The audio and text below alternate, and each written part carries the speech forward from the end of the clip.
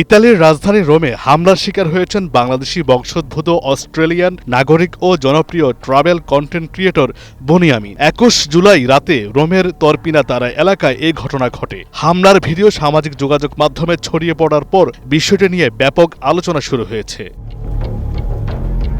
সামাজিক যোগাযোগ মাধ্যমে ভাইরাল হওয়া ভিডিওতে দেখা যায় কয়েকজন ব্যক্তি বনিয়ামিনকে ঘিরে ধরেন। এক পর্যায়ে তাকে রাস্তায় ফেলে শারীরিকভাবে লাঞ্ছিত করা হয়। ভিডিওতে হামলাকারীদের একজনকে তাকে মৌলবাদী বলে সম্বোধন করতেও শোনা যায়। আওয়ামী লীগের সাধারণ সম্পাদকের নাম কি যেন, গাজীপুরের ছেলে, সে আরো দুজন।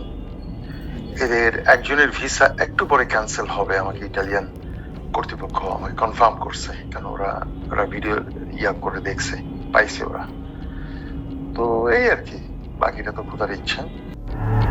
তিনি জানান, নিষিদ্ধ আওয়ামী লীগের ইতালীয় শাখার সাধারণ সম্পাদক আলমগীর হোসেন এই হামলার সাথে জড়িত ছিলেন। তুমি দেখলে না আমাকে ওই যে কি যেন মৌলবাদী একা, কিন্তু পুরো একা, আমি পুরো একা। মৌলবাদী বলে আমাকে আক্রমণ করা হলো, তারপর দেশদ্রোহী, এই আর কি যা বলার। এটা আওয়ামী লীগ, এবং আমার সাথে কোনো বিতর্ক হয়নি, কোনো বিতর্ক হয় না। কিন্তু পেছন থেকে সামনে থেকে না, কিন্তু পেছন থেকে আক্রমণ করেছে। হামলার পর বনিয়ামিন প্রাথমিক চিকিৎসা নেন। বাংলা কিউআর, যেখানে নগদ পেমেন্ট সেখানে। সারা দেশে 10 লাখেরও বেশি মার্চেন্টে নগদে পেমেন্ট করুন খুব সহজে। পরে তিনি বিষয়টি নিয়ে ইতালির আইন শৃঙ্খলা রক্ষাকারী বাহিনীর কাছে অভিযোগ করেছেন এবং আইনি প্রক্রিয়া শুরু হয়েছে। ওখানকার পুলিশ এবং গোয়েন্দা বাহিনীর সাথে আমার মিটিং হয়েছে এবং তারা ফুটেজগুলো অ্যানালিসিস করছে।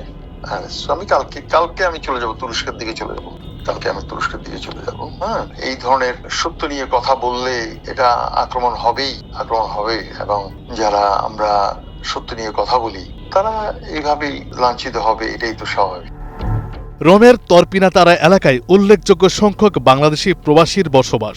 ঘটনার পর সামাজিক যোগাযোগ মাধ্যমে হামলাকারীদের পরিচয় ও উদ্দেশ্য নিয়ে নানা ধরনের দাবি ছড়িয়ে পড়েছে। এই ঘটনায় প্রবাসী বাংলাদেশিদের মধ্যেও উদ্বেগ দেখা দিয়েছে।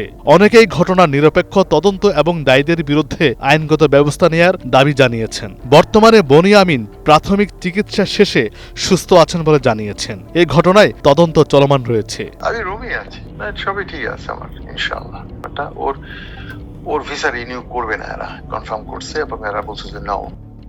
বিদেশের মাটিতে একজন বাংলাদেশি কন্টেন্ট ক্রিয়েটরের উপর নিষিদ্ধ আওয়ামী লীগের প্রকাশ্য হামলার এই ঘটনা প্রবাসী বাংলাদেশিদের মধ্যেও আলোচনার জন্ম দিয়েছে। অভিযোগের তদন্ত চলছে। এখন দেখার বিষয় ইতালীয় কর্তৃপক্ষ তদন্ত শেষে কি সিদ্ধান্ত নেয় এবং অভিযুক্তদের বিরুদ্ধে কি ধরনের আইনগত ব্যবস্থা গ্রহণ করা হয়। এস এম মাইনুদ্দিন রিপন, একুশে টেলিভিশন।